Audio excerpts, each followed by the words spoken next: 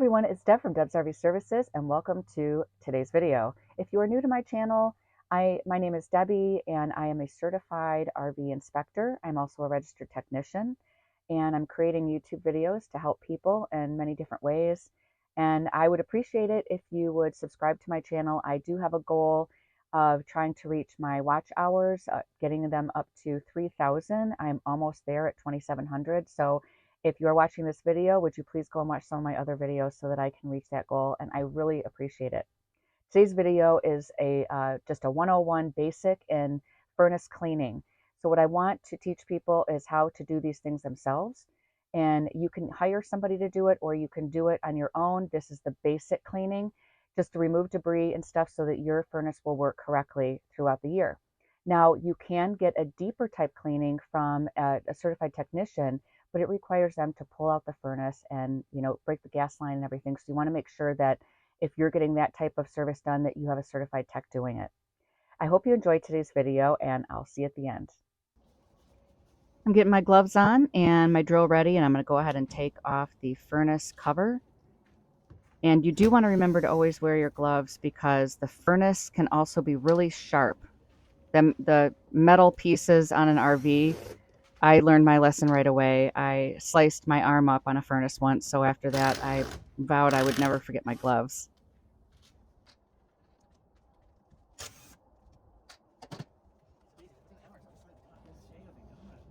Sometimes getting the cover off of the furnace is easy and other times it's more difficult, so I leave to go get this other tool.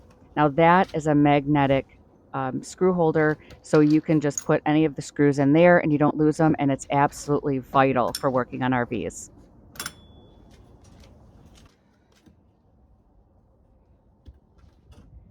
This is a very handy tool that comes in handy for all types of things relating to RV, but especially when you're trying to get that cover off. You don't want to scrape into the sidewall of the RV and chip any paint or decals or anything. So you can go ahead and use one of those. I'll link it in the description, that and the magnetic tray. Now look at all of this here. You can see the hair and the sail switch, and you see the dirt and debris, and that's the kind of stuff that I want to get out of there.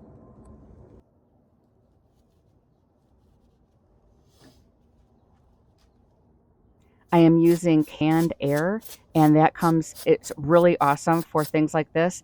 And you can get this on Amazon and you can just spray off the little components. So I cross between using this and I use a vacuum.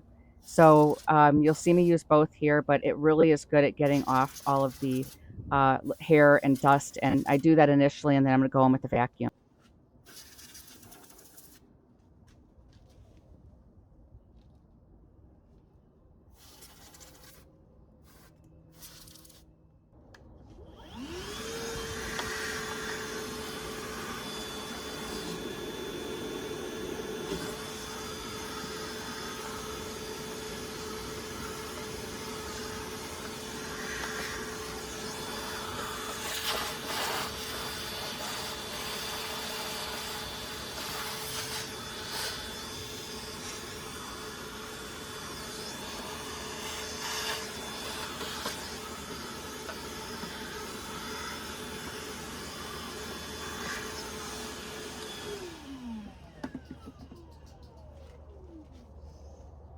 Here I am removing the connections for the sail switch.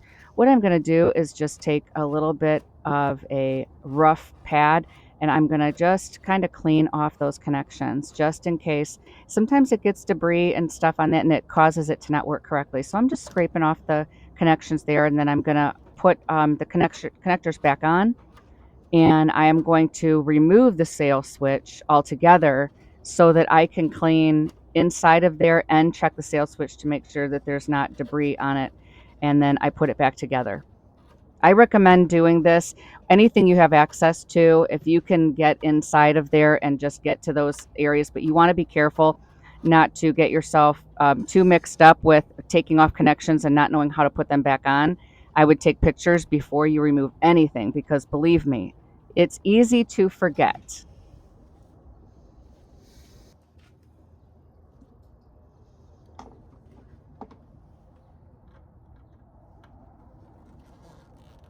And again, this is a basic cleaning. This is not the most in-depth cleaning you can do.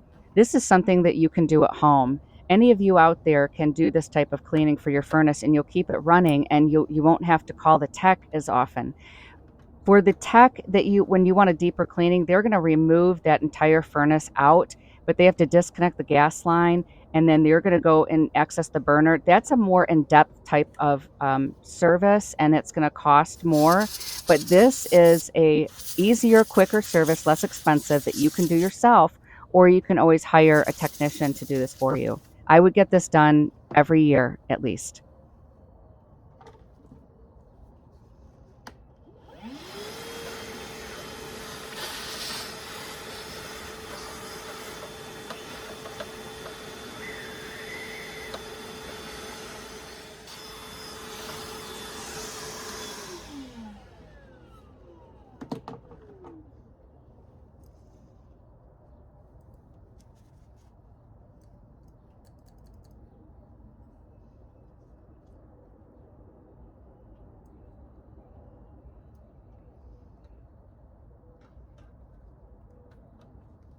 I cleaned out that area on the sail switch, and now I'm just going to put it back together.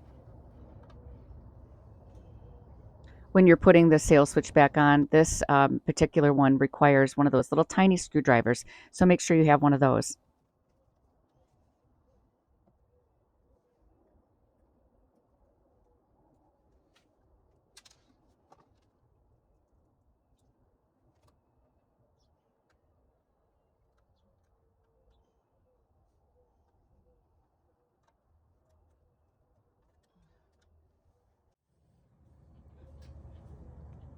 I ended up discovering a little bug carcass there, and that is something that happens frequently.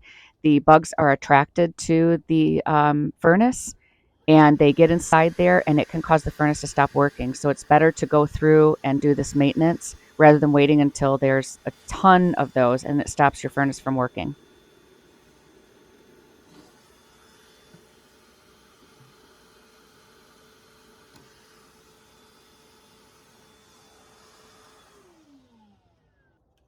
I'm able to reach back in there by putting this other attachment on my vacuum. I love my Milwaukee vacuum. This comes in handy for so many things.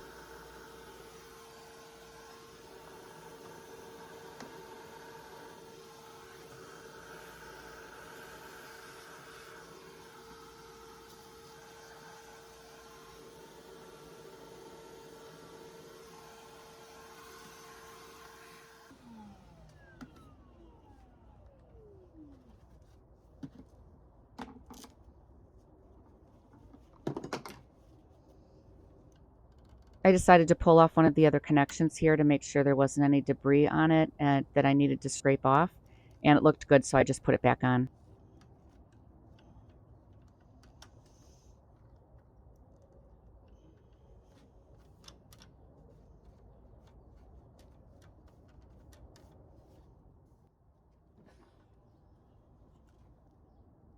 Before I put the cover back on, I decided to go through one more time with that canned air and just get off any other little dust or debris that I found.